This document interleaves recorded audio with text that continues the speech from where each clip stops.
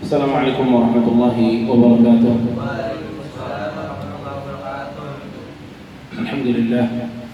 Alhamdulillah rabbil alamin. Wa sallallahu wa sallam wa baraka ala abdihi wa rasulih nabiyina Muhammad wa ala alihi wa sahbihi ajma'in. Amma ba'd. Ayuhal ikhwa wal akhwat rahimakumullah. Di antara keistimewaan Al-Quran, bahwa Al-Quran itu memiliki berbagai macam kisah dan pelajaran. Bahkan sepertiga dari isi Al-Quran itu cerita atau kisah. Namun bukan kisah-kisah yang fungsinya cuma dibaca, ya, tanpa ada hikmah, tanpa ada sesuatu yang bisa kita ikuti. Bukan. Al-Quran bukan tipe buku cerita. Allah Subhanahu wa ta'ala pada saat menyebutkan kisah-kisah di dalam Al-Quran ataupun pada hadis-hadis Nabi, Allah memiliki maksud di situ. Itu kita bisa mencontoh apa yang terjadi pada kisah tersebut dan hikmah-hikmahnya bisa kita amalkan. Ya. Dan di antara kisah-kisah yang memiliki banyak ibrah di dalam Al-Quran, itu adalah satu kisah yang Allah sebutkan dalam surat Al-Buruj. Ya, tepatnya pada firman Allah Subhanahu wa ta'ala, qutila ashabul ukhdud an-nari dzatil waqud idhum 'alaiha qu'ud. Ya, cerita tentang ashabul ukhdud. Ukhdud itu artinya parit atau lubang-lubang, ya, itu ukhdud. Rasul sallallahu alaihi wasallam pernah menceritakan kisah ini dengan detail. Tepatnya dari sahabat yang mulia namanya Suhail Ar-Rumi radhiyallahu ta'ala anhu. Aku di sini. Nah iya, jalurnya kasih aja jalur sebelah sini. Kasih jalur. Nah.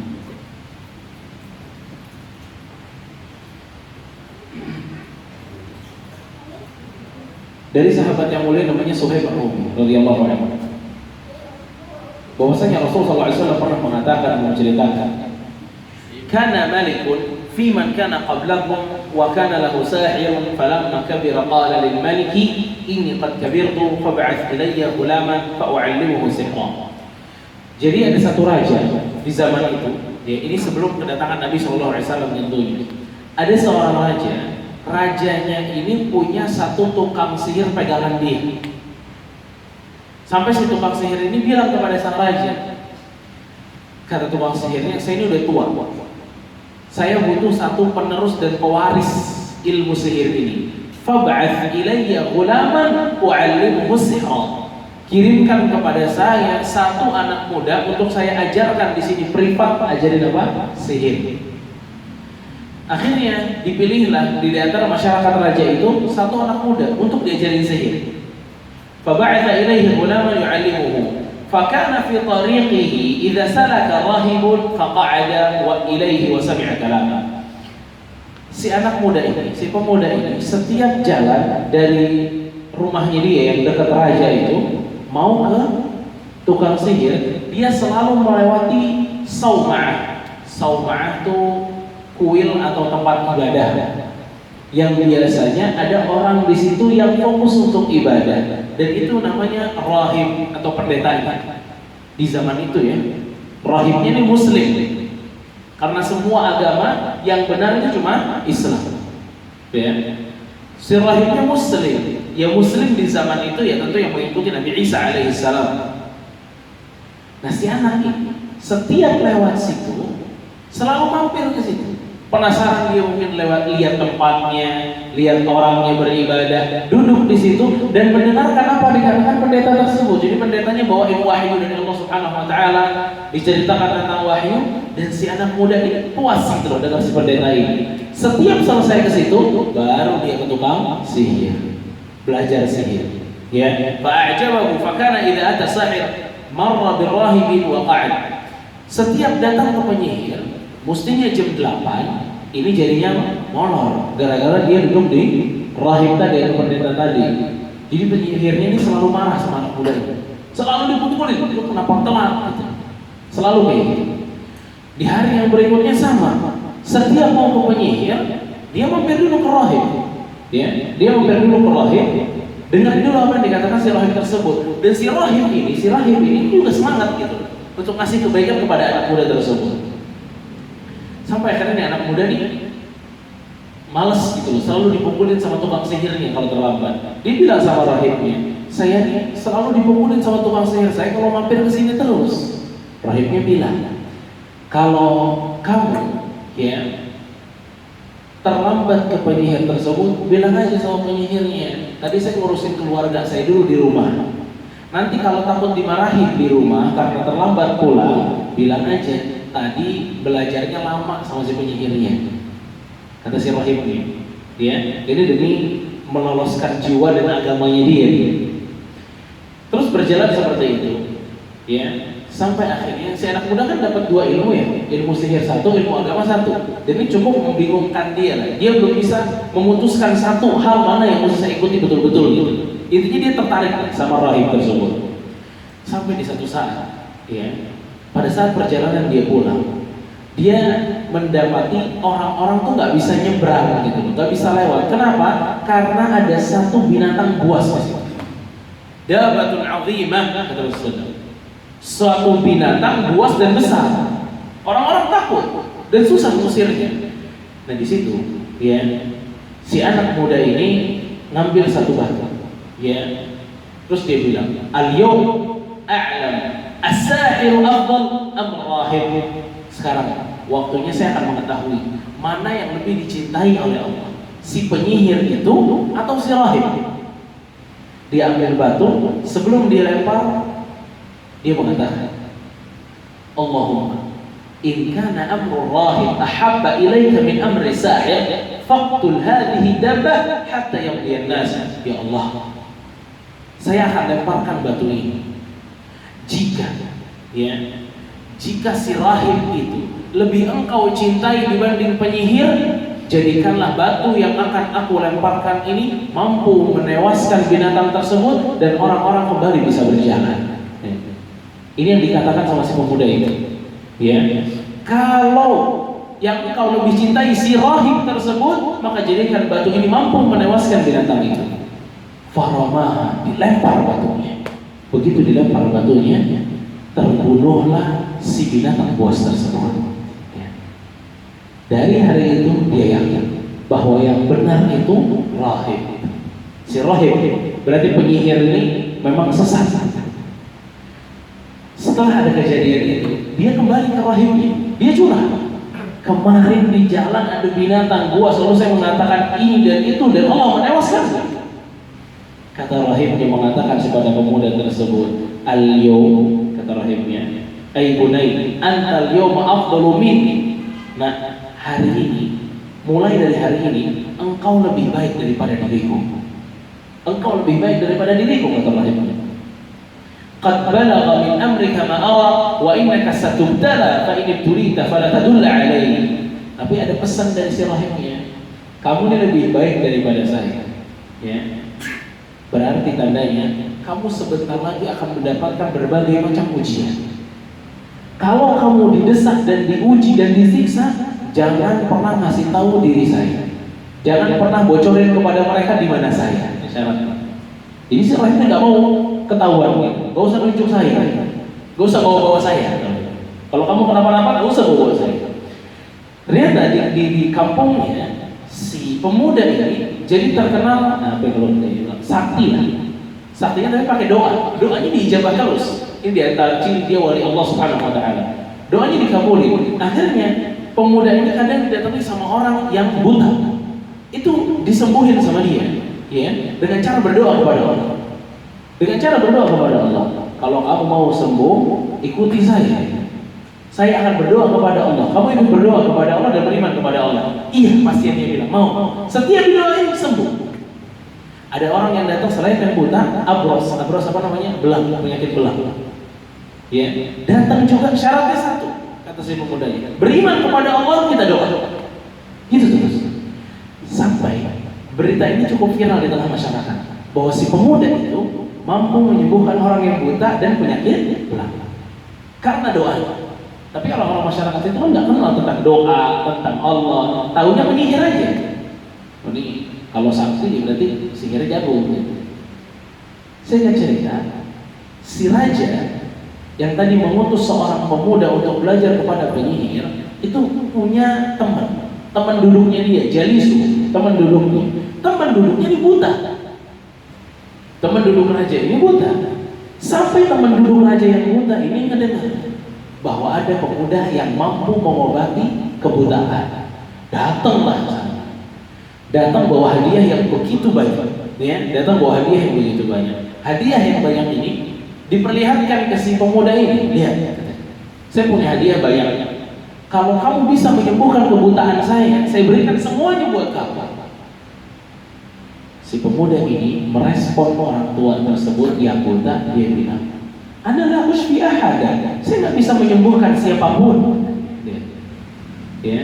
Saya tidak mampu menyembuhkan siapapun. Innama yashfi Allah. Yang menyembuhkan itu hanya Allah. Yang menyembuhkan itu hanya Allah. Lalu dia bilang, kalau kamu mau, berdoalah kepada Allah dan berimanlah kepada Allah, fasyafa, maka Allah akan menyembuhkanmu. Mau beriman? Mau beriman. Berdoa, sembuh dia. Sembuh. Setelah sembuh, dia balik lagi ke temannya sang raja. Tapi raja kaget. Kemarin masih buta, hari ini udah lihat. Kata si raja, "Man sahir alladhi raja'a basara?" Penyihir mana nih yang mampu mengobati kamu? Kata teman raja ini, "Lah, bukan penyihir." Terus siapa? Rabbil ladzi yashfi. Rabbku, Allah yang menyembuhkan aku. Raja ini marah. Halaka rabbun ghairi? Anda punya Tuhan selain aku? Rabbi wa rabbuka Allah. Rabb Anda dan Rabb saya sama, Allah. Dari situ teman baiknya disiksa habis-habisan. Sampai mau menunjukkan siapa nih yang menyebabkan kamu beriman Islam sekaligus sembuh. Disiksa akhirnya mau gak mau dia menyebutkan anak muda yang waktu itu dikirim kepada penyihir, sekarang dia yang masukkan saya ke dalam Islam. Dipanggil anak mudanya, disiksa langsung sama raja. Disiksa sama raja sampai mau memberikan informasi siapa yang ngajarin dia. Kan tadi syaratnya apa kata rahim? Jangan bawa-bawa saya. Karena rahim ini udah tahu, kalau kamu udah mantap begini keimanannya, pasti dapat ujian.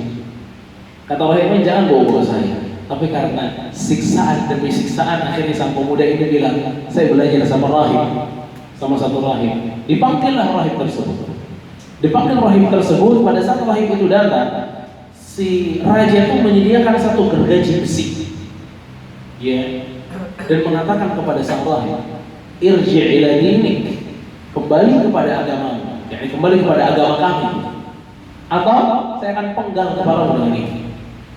Si rahim ini nggak mau. Akhirnya apa yang terjadi? Digergaji kepalanya sampai terbelah dua.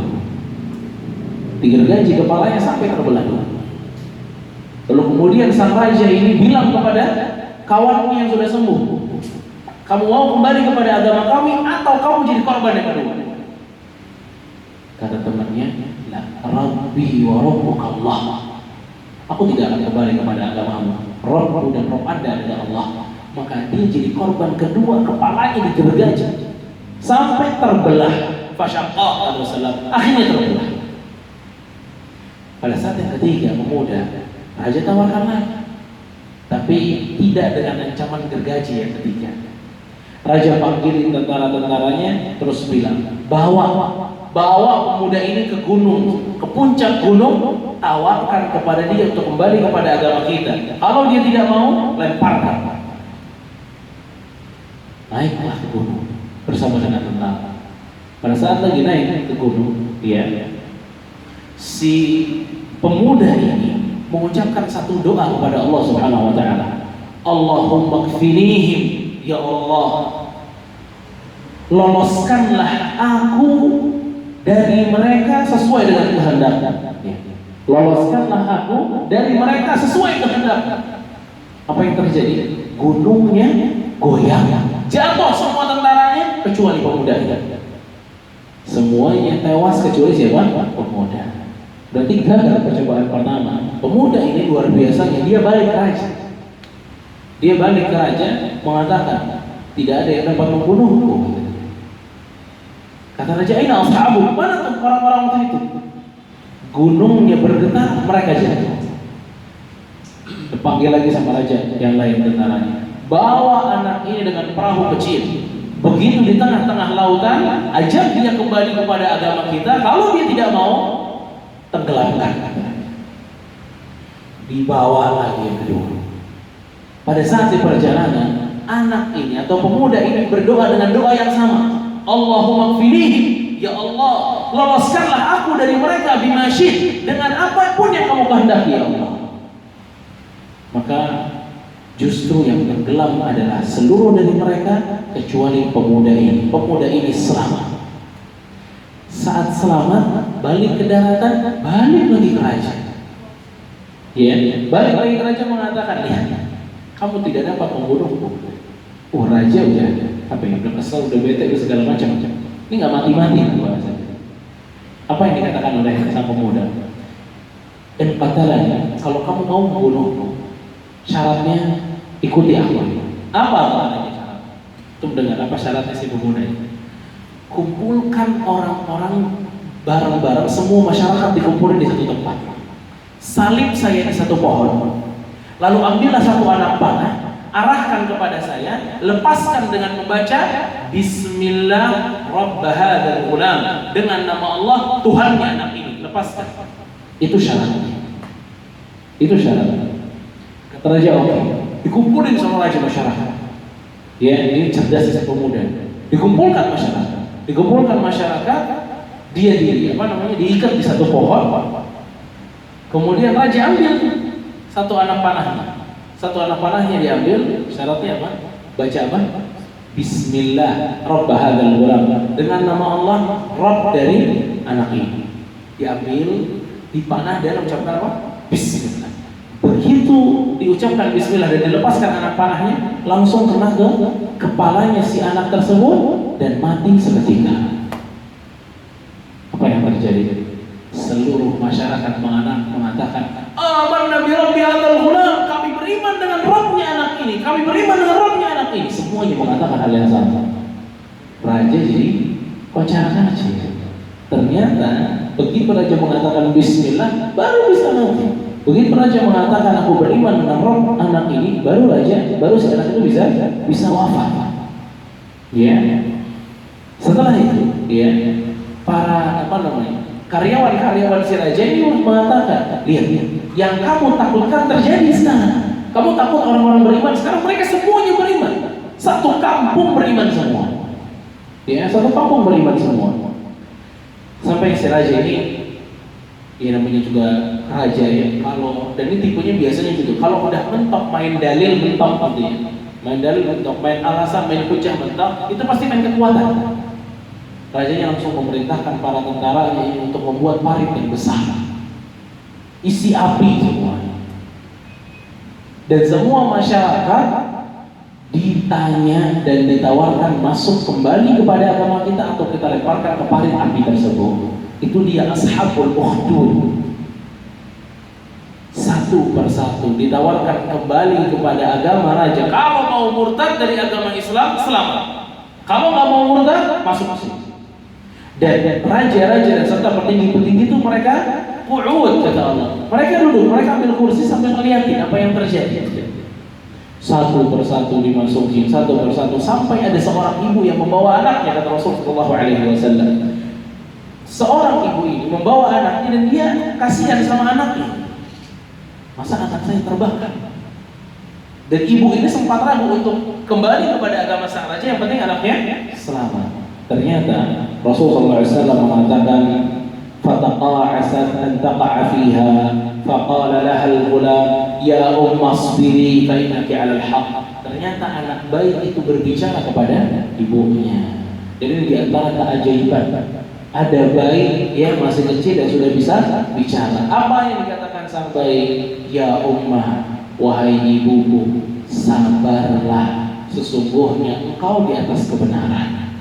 maka ibunya tetap mengatakan, aku beriman dengan Rabbu hadzal ghulam, aku beriman dengan Rabbnya pemuda tadi, maka dimasukkan bersama dengan anak-anaknya.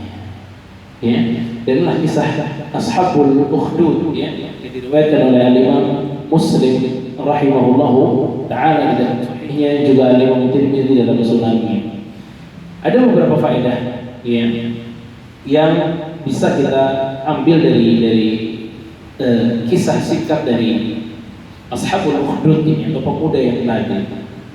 Pertama, kalau kita lihat, rajanya ini kafir, masyarakatnya jadi muslim.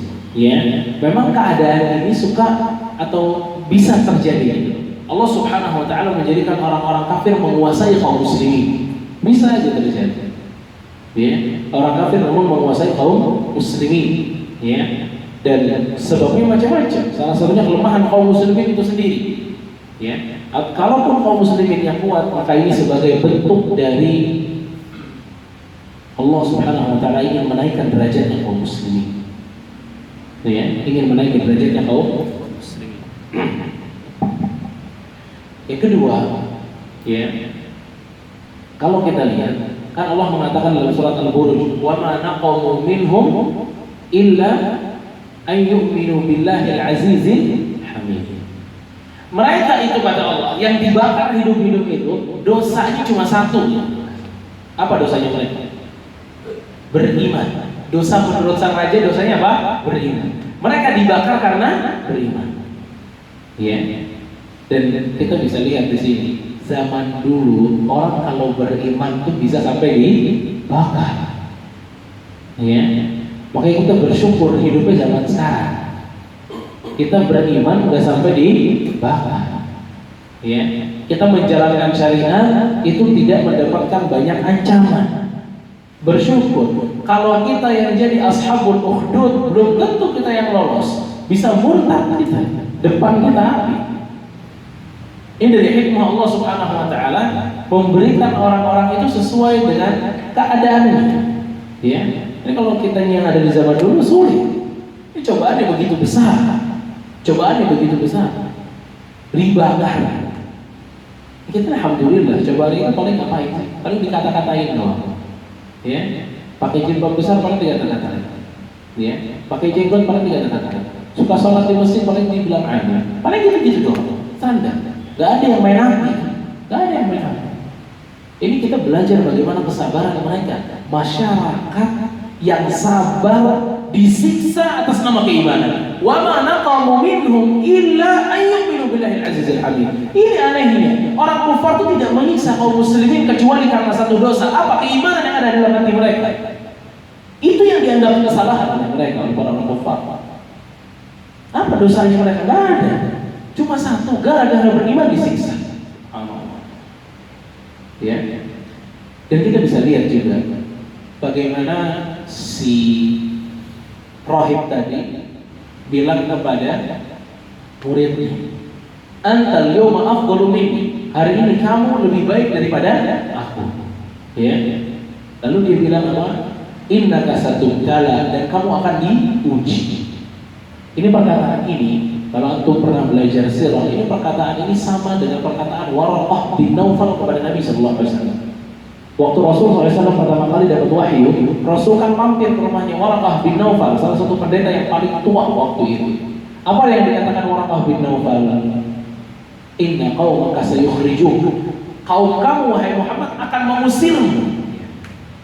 Kalau kamu sudah diberikan ini, kehebatan iman ini, kamu akan diusir. Ini juga yang dikatakan si rahib kepada sang pemuda tersebut. Berarti memang sudah sunnatullah. Ya, orang-orang yang kuat dalam keimanan mereka pasti akan diuji. Bahkan Rasulullah SAW mengatakan, inna asyaddal bala anbiya, yang paling berat cobaannya siapa? Para nabi. Ya, makanya Rasulullah SAW mengatakan, kalau kalian kena musibah, kalian ingat musibahku, kata Rasul. Musibah Rasulullah SAW jauh lebih besar daripada musibah yang kita rasakan. Wallah, sesusah apapun yang antum merasakan tidak melebihi kesulitan Rasul alaihi wasallam. Beberapa orang kalau kena musibah merasa dialah orang satu-satunya yang paling berat musibah. Padahal tidak. Gak usah sampai ke Rasul. Masih banyak orang-orang yang lebih berat ujiannya dan cobaannya bagi dirinya. Waktu COVID kemarin misalnya, itu banyak orang diuji, mulai dari sisi kesehatannya diuji, mulai dari orang-orang yang dikasihinya atau disayanginya, itu ada yang meninggal, ada yang sakit, belum lagi masalah ekonominya.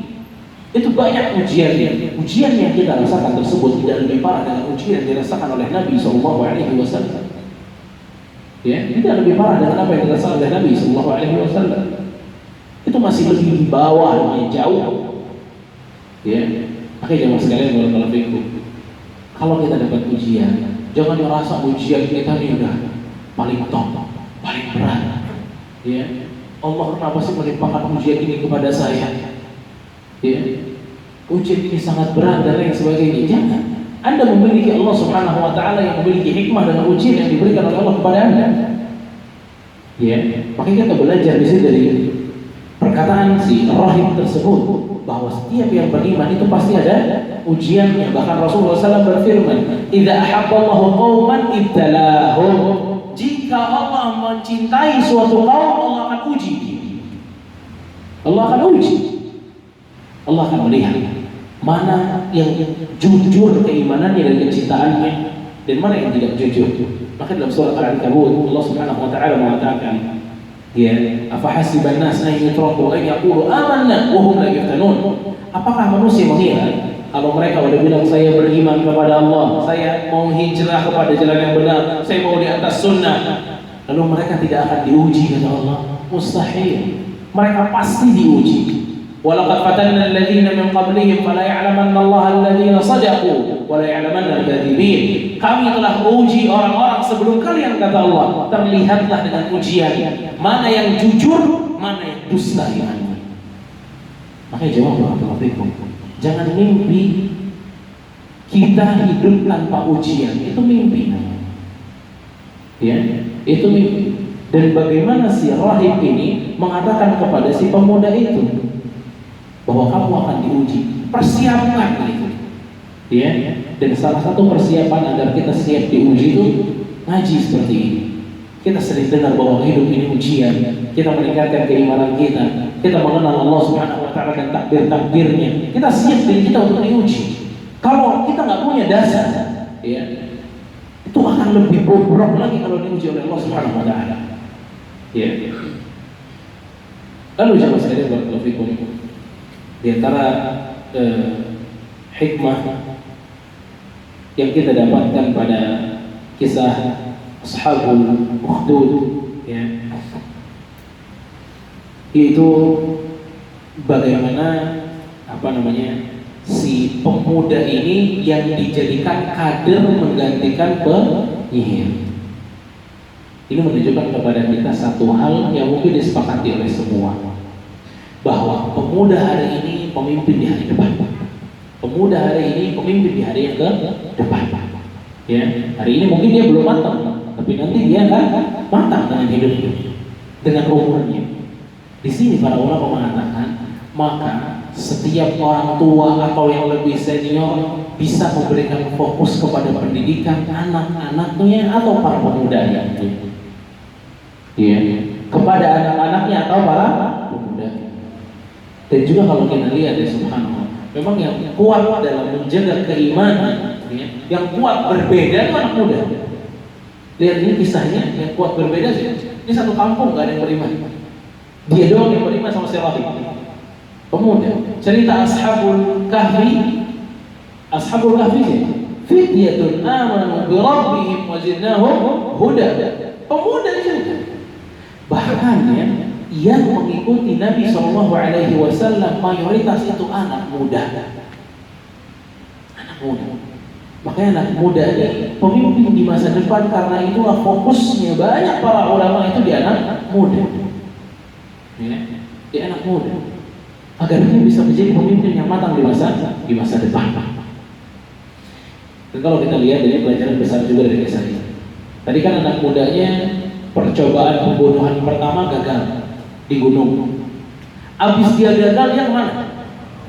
Hah? Bukan, dianya kemana? Hah? Kemudian dia ke raja lagi, itu nggak mikir. Kenapa dia nggak kabur? Selesai itu dia. Dia ke raja lagi, balik lagi, nantangi. Ya, ke raja lagi, lihat sudah wafat. Ya, kata para ulama, ini menunjukkan semangatnya si pemuda ini mendakwahkan sang raja. Bukan hanya itu kali pertama, kali kedua waktu dibawa ke laut dia selamat, balik lagi ke raja, balik lagi ke raja. Subhanallah. Ini menunjukkan kekuatan dan kesabaran dia berdakwah kepada sang raja. Sampai akhirnya yang ketiga, dia memberikan caranya dan dakwahnya berhasil untuk masyarakat, tidak untuk raja. Ya, ini menunjukkan kepada kita, ya, yang penting itu usaha dan kesabaran kita dalam dakwah. Gak sedikit ya orang curhat masalah orang tuanya susah diajak ngaji, pasangannya susah diajak ngaji, anaknya susah diajak ngaji, temannya susah diajak ngaji, susah diajak benar. Apa yang mesti dia lakukan? Lihat anak muda ini. Anda kan gak sampai dijatuhin dari gunung, gak sampai ditenggelamkan, kenapa gak mau sabar? Ini zalim banget rajanya, tapi bagaimana dia sabar? Ini zalim rajanya. Dan kita lihat kezaliman sang raja di akhirnya, dia bikin pahit yang besar untuk membunuh kaum mukminin. Sezalim itu rajanya. Bahkan sebelum itu dia gergaji orang yang beriman. Sezalim itu rajanya, dan bagaimana pemuda ini mampu untuk berani dan sabar. Subhanallah. Dan ini juga faedah besar buat kita ya. Yang dalam berdakwah itu penting. Ya. Ustaz, caranya nasehatin dia gimana ya? Itu nasehatin, bilangin dia mesti sholat. Tapi ntar kalau dibilangin suruh sholat dia nanti marah, karena nanti dipecat misalnya. Ini gak ada keberanian, gak akan maju sampai kapanpun, gak akan maju. Karena memang dakwah butuh tasjid, butuh keberanian, Ya, dalam berbicara yang hak itu butuh keberanian. Dan inilah yang kita butuhkan. Kita butuh keberanian. Bukan hanya kesabaran yang kita butuh, kita butuh kebenaran, kita butuh keberanian. Beberapa orang hanya memilih jalan sabar tanpa ada ucapan kepada orang yang ingin dia dakwahi. Ya kapan mau ngomong? Siapa yang mau ngomong kalau kita tidak ngomong? Siapa yang mau bicara kepada orang tua Anda kalau Anda anak yang tidak bicara? Kita ucapkan kebenaran dengan cara yang sopan dan baik dan lembut. Keberanian makanya dibutuhkan. Kita lihat anak muda ini berani banget. Dia balik lagi ke raja sekarang. Padahal dia tahu resiko raja itu dalam raja mati. Resiko. Dan dia tahu dia memang akan dibunuh. Makanya terakhir dia kasih tahu cara bunuhnya gini aja. Dia kasih tahu agar pembunuhannya atau tewasnya dirinya itu bisa mencerminkan bagaimana dakwah ini tersebar. Subhanallah. Jadi adalah perjuangan ini dilakukan oleh sang pemuda tersebut. Ya, dan yang terakhir mungkin kita bisa lihat bagaimana anak baik ngasih saran ke ibunya. Ya, apa sarannya tadi? Sarannya apa? Masa nggak ada yang tahu? Orang ngomong berkali-kali ini atau nggak ada yang tahu? Apa? Wahai ibuku, sabarlah, sesungguhnya kamu di atas kebenaran. Berarti kalau kalian di atas kebenaran, sabar,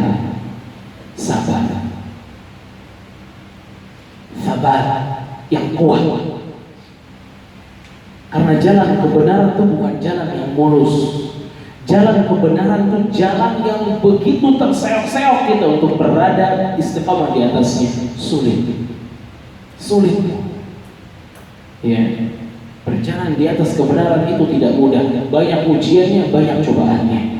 Maka yang dibutuhkan sama kita apa? Sabar. Lihat ibunya. Ya ummah, sabiri, wahai ibuku, sabar. Sesungguhnya Anda di atas hak. Sesungguhnya Anda di atas hak. Makanya ini pelajaran begitu besar tentang kokohnya, ya, tentang kokohnya seseorang di atas kebenaran. Dan lagi-lagi, kalau dia ingin dibakar, kalau kita kan nggak sampai pengen dibakar, paling di kick dari grup doang, nggak apa-apa di kick dari grup WhatsApp, nggak sakit-sakit hati amat, nggak luka-luka juga. Jadi tetap sabar di atas kebenaran. Ya. Barakallahu fikum. Mudah-mudahan Allah memberikan kita kesabaran untuk berada di atas al-haq. Sallallahu alaihi Muhammad wa ala alihi wa sahbihi ajma'in. Tafadhal, kalau mau ada pertanyaan dipersilakan.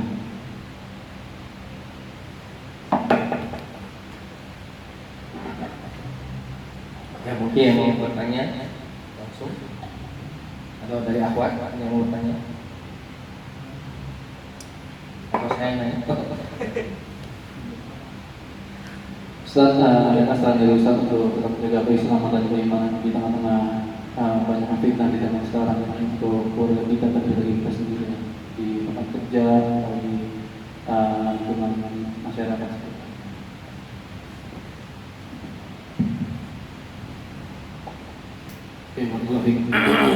Bagaimana caranya kita menjaga keistiqomahan kita, ya, juga keistiqomahan keluarga ketika ada yang seperti ini. Yang pertama, keistiqomahan itu milik Allah Subhanahu wa taala. Ya, Allah yang akan memberikannya kepada kita. Maka yang kita lakukan pertama adalah kembali kepada Allah Subhanahu wa taala. Balik dulu, curhat dulu yang lama sama Allah bahwa menjaga agama itu susah ya Allah. Kalau bukan karena pertolonganmu, aku tidak mampu menjaga agama ini. Aku nggak mampu menjaga iman ini. Aku tidak mampu menjaga kekokohan diriku di agama. Ini mesti sering dicurhatkan kepada Allah Subhanahu wa taala. Kita mesti memperlihatkan kelemahan kita di hadapan Allah. Makanya doa Nabi Shallallahu alaihi wasallam yang paling sering disabdakan atau paling sering dibaca oleh Nabi itu apa? Ya muqallibal qulub, tsabbit qalbi ala dinik. Artinya apa? Tentang apa? Yang membolak-balikkan hati, tetapkanlah hatiku di agamamu. Ini doa dibaca oleh siapa? Siapa? Rasul alaihi salatu wassalam. Coba kita berpikir, doa ini dibaca oleh Rasul bukan sekali atau dua kali, paling sering dibaca oleh Rasul alaihi salatu wassalam. Ini Rasul. Masih Rasul itu kehidupannya dari bangun tidur ibadah, terus ngurusin ibadah, terus dapat wahyu ibadah lagi, ngurusin orang lagi ibadah lagi, semua ibadah. Yang 24 jam selalu bersama dengan Allah Subhanahu wa taala, masih meminta agar ditegakkan agamanya atau hatinya di agama Allah. Terus apa kabar sama kita? Kita paling ngaji dari jam berapa tadi kita? 8 lewat. Iya, sampai jam 9 lewat sedikit. Udah bisa kita kerja lagi, ketemu syubhat lagi, ketemu fitnah lagi. Gitu kehidupan kita. Terus seberat itu ujian kita masih jarang berdoa, ya muqallibal qulub tsabbit qalbi ala dinik. Wallahi tsumma wallah, kalau bukan karena Allah, kita enggak ada yang mampu menjaga agama kita. Demi Allah, enggak ada yang mampu. Zaman kayak begini, antum sekarang di keadaan ini aja nih, hatinya ada lagi kajian. Coba ke depan, udah berantakan lagi semua kita lihat. Macam-macam kita rasakan. Dan itu kehidupan seperti itu. Kalau kita nggak dijaga sama Allah di depan sana, habis kita. Wallah. Betapa banyak orang yang nggak dijaga imannya sama Allah. Banyak yang nggak dijaga sama Allah. Maka yang pertama kali kita kembali kepada Allah Jalla wa'ala dan meyakini bahwa yang bisa mampu untuk menjaga keimanan itu Allah. Allah yang mampu jaga. Dengan banyak berdoa. Begitu juga untuk keluarga kita. Sama, keluarga kita juga. Sepandai-pandai apapun, ya benar-benar diusir. Hah?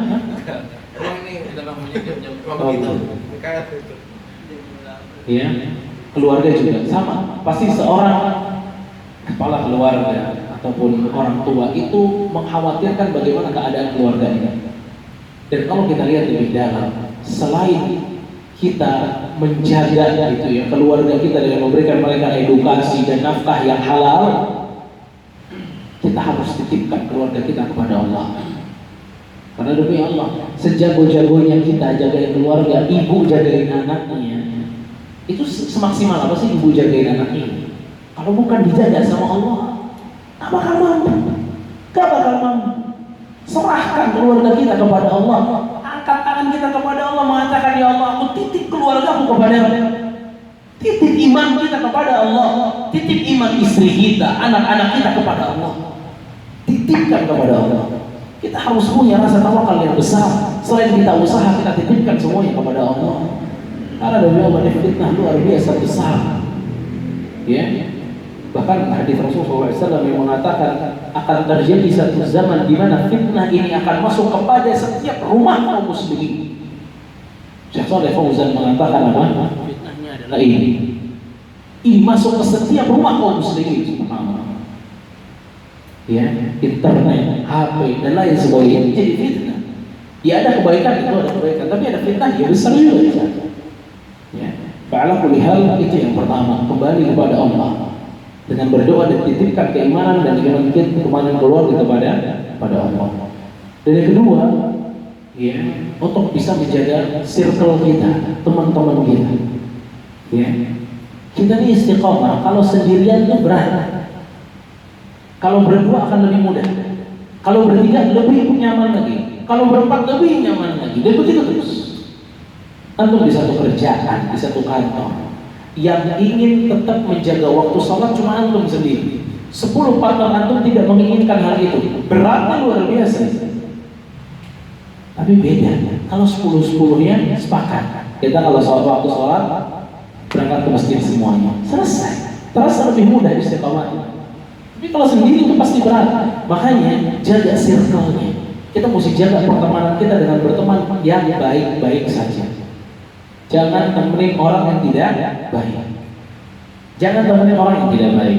Antum tahu ceritanya Abu Thalib. Abu Thalib, saya punya nama Abu Thalib.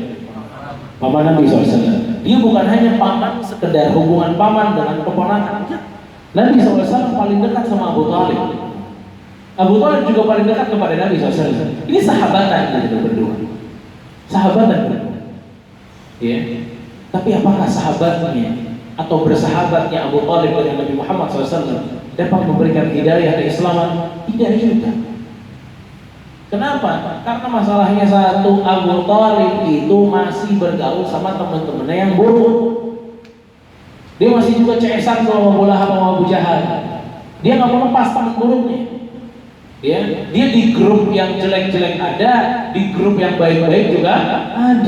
Nggak bisa hidup seperti itu, tidak bisa. Itu mengancam keimanan. Makanya ada satu kisah, ya, kisah singkat. Ada satu tempat, ini wilayahnya Nasrani, ini wilayahnya Islam. Di dalam wilayah Nasrani itu ada satu peraturan. Siapa yang masuk ke wilayah Nasrani dengan nama Muhammad maka akan ditembak mati. Di wilayah Islam, siapa yang masuk ke wilayah Islam dengan nama Robert misalnya, itu juga akan ditembak mati.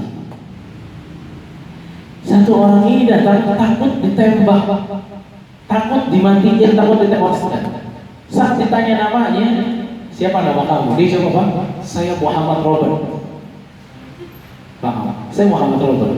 Kenapa dia ngomong itu? Karena dia selamat dari dua pihak. Tapi apa yang terjadi? Ditembak dari yang Islam, ditembak dari yang Nasrani.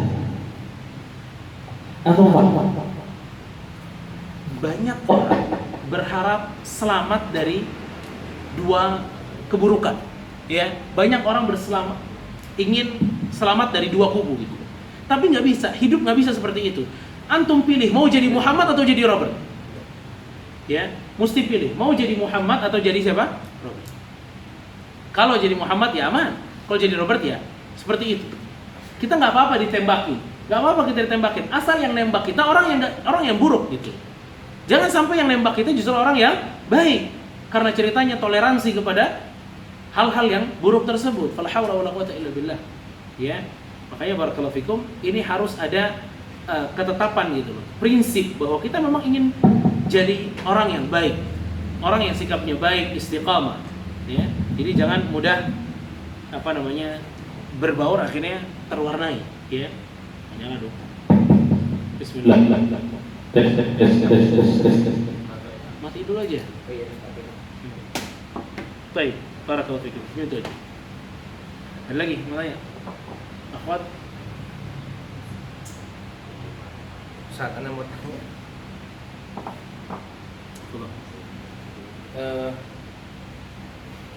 yang pertama kalau kita melihat dari sirah orang-orang terdahulu sebelum Nabi Muhammad SAW, kisah-kisah orang saleh itu banyak kita temui mukjizat-mukjizat atau keajaiban-keajaiban yang disebut dibanding di zaman Rasulullah SAW, di mana sedikit yang berupa keajaiban yang wah gitu ya.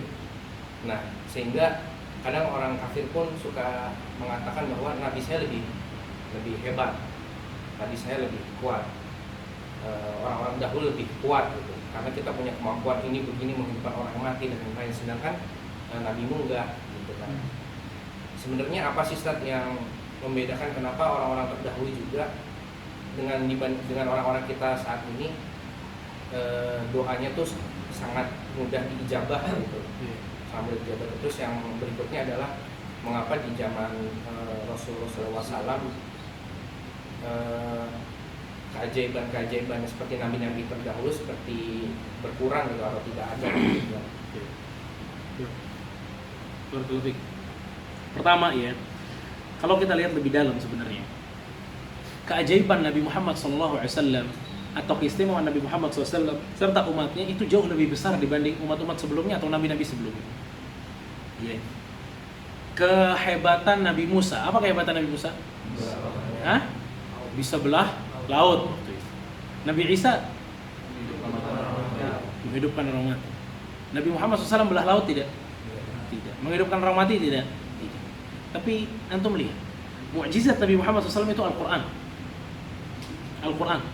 Al-Quran ini bukan untuk membelah laut, bukan juga untuk menghidupkan apa yang mati.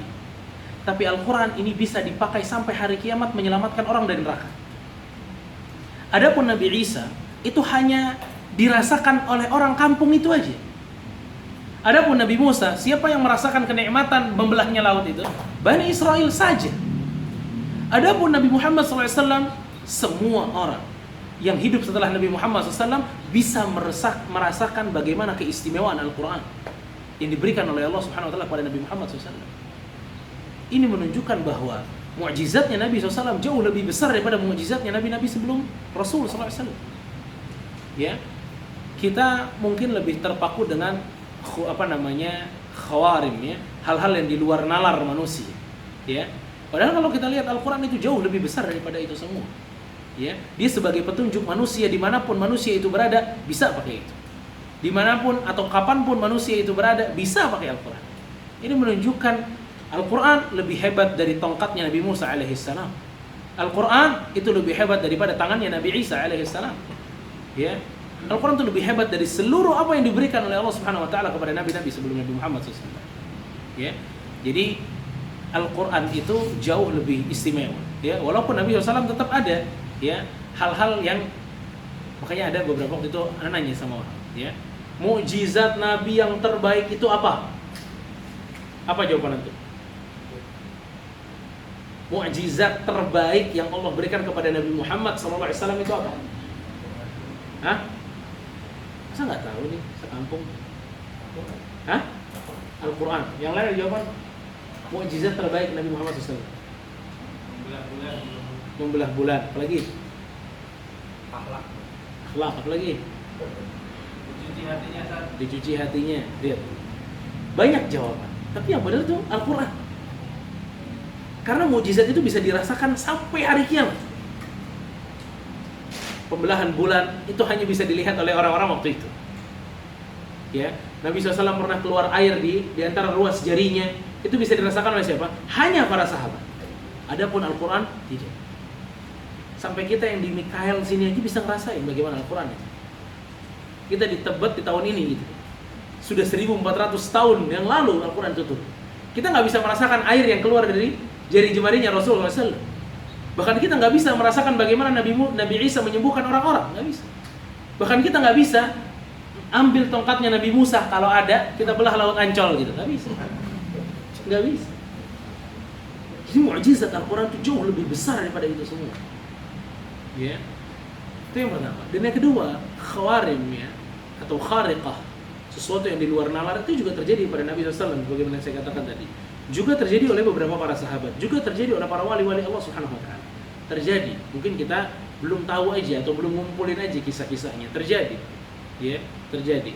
Seperti seseorang yang berdoa minta hujan, langsung Allah berikan hujan di waktu itu juga.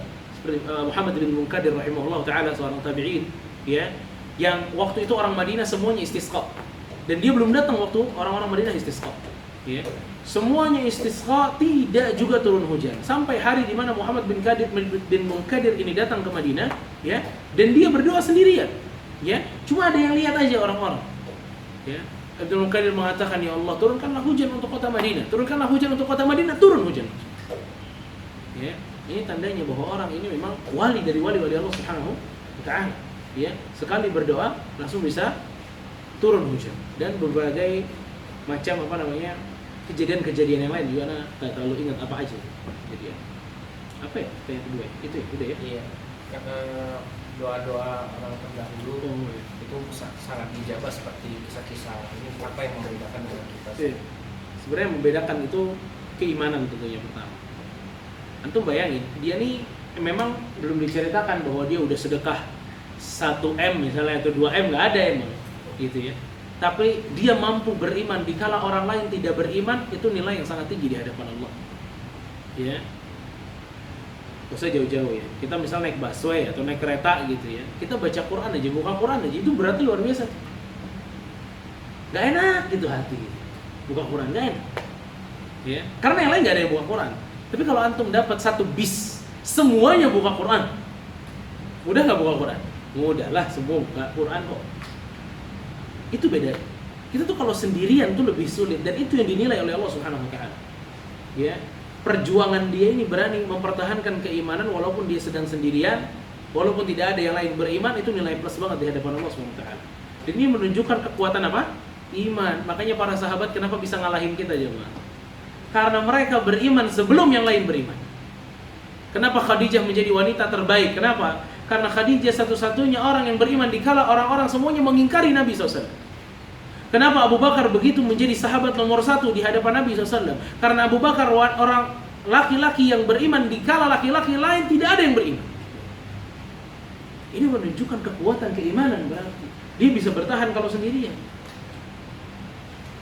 Kalau kita ya, di depan orang aja mungkin baik. Kalau kita lagi sendirian dengan HP kita rusak semua. Kalau kita nggak ada orang, kita rusak semuanya. Itu nilai keimanan kita cuma sampai situ. Itu juga mungkin yang menjadikan doa-doa kita tuh sulit untuk diijabah. Itu mungkin salah satu. Wallahu taala a'lam. Ya, barakallahu fikum. Jazakumullah khair. Mudah-mudahan bermanfaat apa yang bisa kita bahas pada kesempatan pagi hari ini. Kurang lebihnya mohon maaf. Wassallallahu ala nabiyyina Muhammad wa ala alihi wa sahbihi ajma'in. Subhanakallahumma wa bihamdika asyhadu an la ilaha illa anta astaghfiruka wa atubu ilaik. Assalamualaikum warahmatullahi wabarakatuh.